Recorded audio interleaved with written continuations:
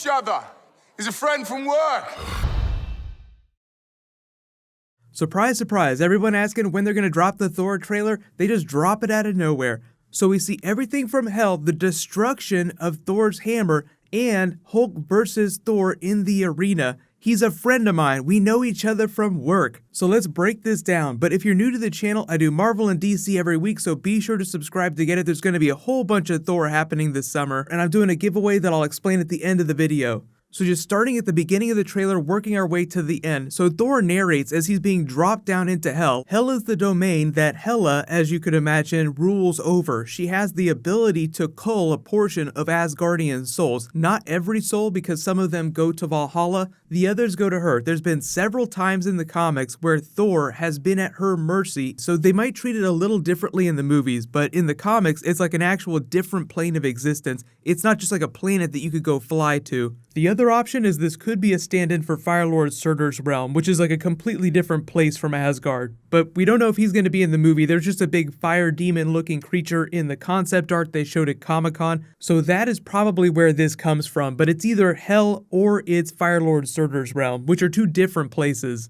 So you can kind of judge the timeline of the movie based on Thor's haircut. So when he's being dropped down in here, he has like the full classic haircut. So this is probably earlier in the movie. You see Hela walk up with the torn pants. Then you see Thor on Earth throw the hammer at her catch it and destroy it. So that explains why he doesn't have his hammer on Sakaar, and why it looks like he has a different version of his hammer, like the Ultimate Thor hammer, or even Yarbjorn, his giant axe in the other concept art that we've seen. So just expect him to wield a couple different weapons during the movie, but I think we all expect him to get a version of his hammer back by the end, before Infinity War. Really, this is all just to show you how powerful Hela is compared to Thor. You have to remember the reason he's on Earth is because he's looking for Odin. He has long hair in the Doctor Strange post-credits scene, so this might be sometime around that when they're still looking for him. Because in the comics, Odin is the one that was powerful enough to banish Hela to Hell. So with him absent, she runs rampant, all this craziness where it looks like they almost destroy all of Asgard or turn it into another version of Hell. We can thank Loki for that. They explained that as he's been pretending to be Odin, he does such a terrible job at ruling that she escapes prison, and that's how this happens. So it's not like he purposefully releases her,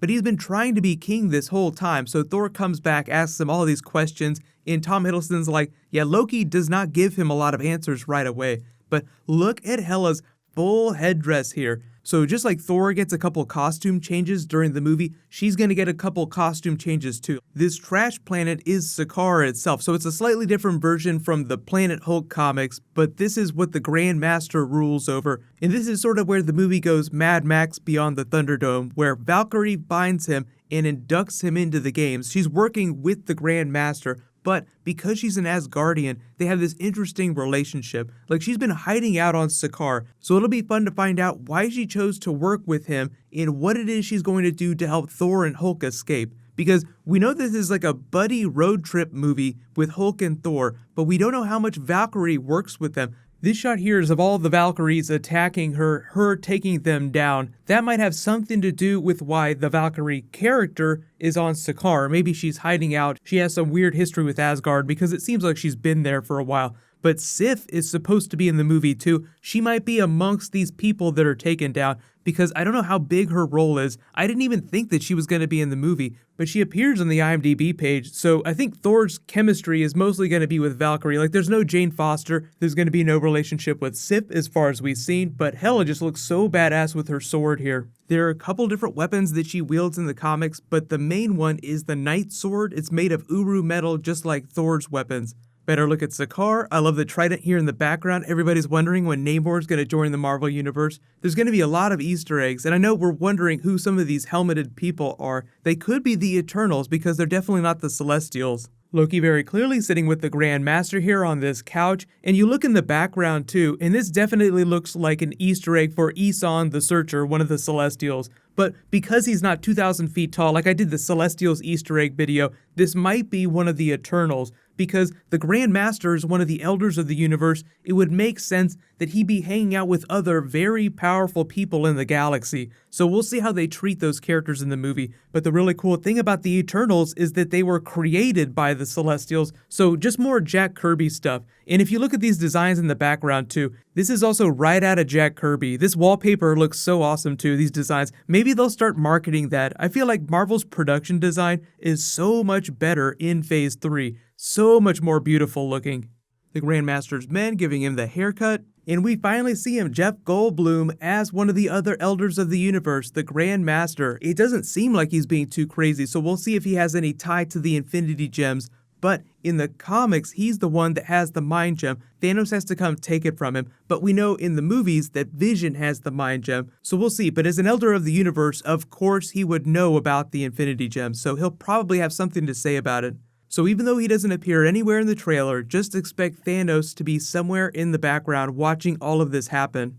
I know a lot of you are wondering if Hela is going to be the stand-in for Death during the Infinity Gauntlet storyline. They actually just paired those two up in the comics, like they're actually a thing now. Thanos kissing Hela because she wants to get her realm back. He can help make that happen. He's all about death. She rules over death. So it would make sense that if they're going to do that from the comics, then they would try to use stuff that they're already setting up. And she's one of the most powerful figures in the MCU now. So we'll see about that. She's not confirmed for Infinity War, but it would make sense if she's such a big character that she would pop back up somewhere, because you typically don't kill villains that are this big. But we finally see Heimdall trying to take down one of Hela's men without his classic armor on. Then we see Karl Urban Scourge for the first time, who's working with Hela. In the comics, Scourge is one of the thralls of Amora, the Enchantress. I know a lot of you are wondering if she's in the movie. I don't think she is, just because she seems so similar to what Hela is doing in all this. So it's always possible there could be an Easter egg, but just a lot of storylines get compressed and given to other characters from the comics in the MCU. So Hela might be absorbing a lot of other big characters like Death and Amora the Enchantress. I just love the idea of Hela making her first escape and then taking on all of Asgard by herself.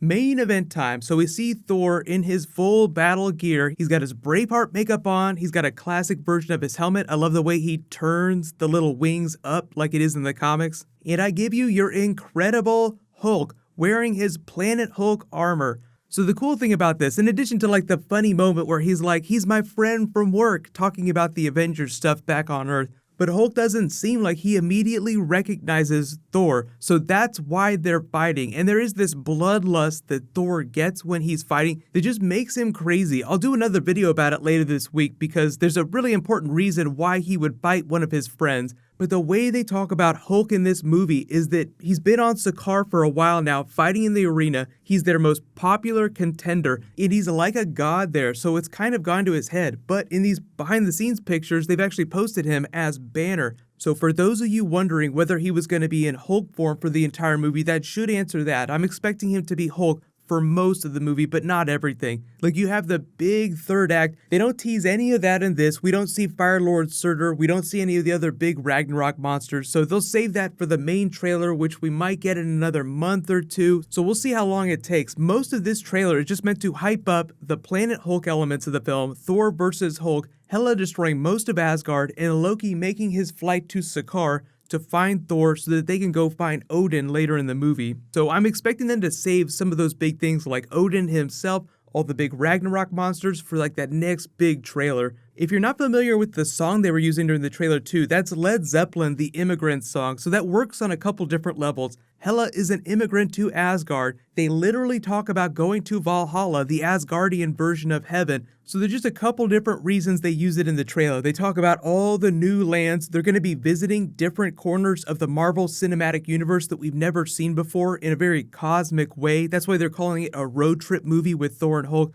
So let me know what you guys think of this. I can't wait to see more. James Gunn even said that this is his favorite Marvel trailer from all the big Marvel movies that are coming out this year. Even more favorite than his own Guardians of the Galaxy 2 trailer, which I think is kind of funny. But leave all your requests for Thor Ragnarok videos in the comments below. I'll do a follow-up video in a little while, but there is a new round of the Spider-Man giveaway. It's for the action figures. All you have to do to enter is be a subscriber, leave a comment on this video. So click here to learn about the big Thor Ragnarok Celestials Easter egg, and you can click here to learn all about Darth Vader's castle and what's going on during Celebration later this week. Thank you so much for watching. Let's high five. I'll see you guys in the next video.